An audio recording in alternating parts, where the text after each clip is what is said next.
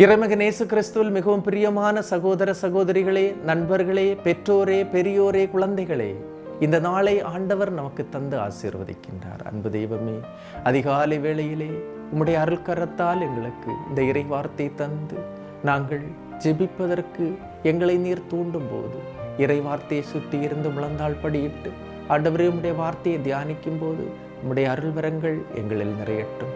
உம்முடைய அருள் பிரசன்னம் எங்களை ஆட்கொள்ளட்டும். தூய ஆவியின் அருள் எங்களை வழிநடத்தட்டும். எங்களுடைய குடும்பங்களிலும் எங்களுடைய இல்லங்களிலும் இதயத்திலும் உம்முடைய அருள் தொடர்ந்து பிரகாசிக்கட்டும், வெளிச்சமாக அமையட்டும். ஆமீன். அன்புமிக்கவர்களே, இன்றைய நாளிலே நாம் தியானிப்பதற்காக எடுத்துக்கொண்ட இறை வார்த்தை லூக்கா எழுதிய நற்செய்தி 7ஆம் அதிகாரம் 12-14 இறை வார்த்தைகள்.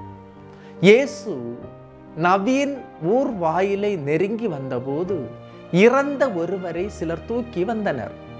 தாய்க்கு அவர் ஒரே மகன், அந்த தாயோ ஒரு கைம்பெண். இயேசு அவர் அருகில் சென்று பாடையை தொட்டு, இளைஞனே, நான் உனக்கு சொல்கிறேன், எழுந்திடு என்றார். அவரும் எழுந்து உட்கார்ந்து பேசத் தொடங்கினார். இறந்த ஒருவரை கொண்டு வருகின்ற, சுமந்து செல்லுகின்ற இறுதி ஊர்வலம்தான் இது. ஒருவரின் இறுதி பயணம்.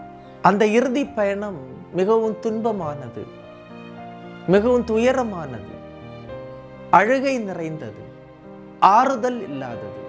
அந்த இளைஞன் இறந்து பாடையில் தூக்கி கொண்டு போகும்போது உறவினர்கள் மட்டுமல்ல, அந்த விதவை கைம்பெண்ணும் பின்னால் அழுது கொண்டே வந்தாள்.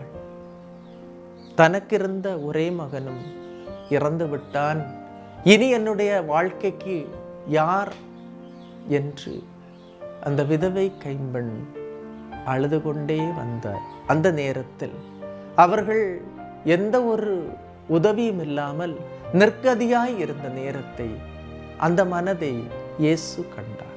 கைம்பெண்ணை கண்டார், பரிவு கொண்டார்.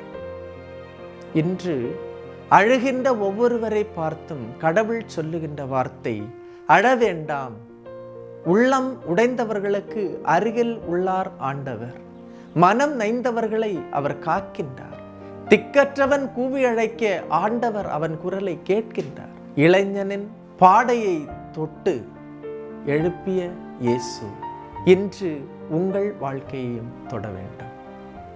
இயேசு மட்டும்தான் நமது வாழ்வை தொட முடியும்.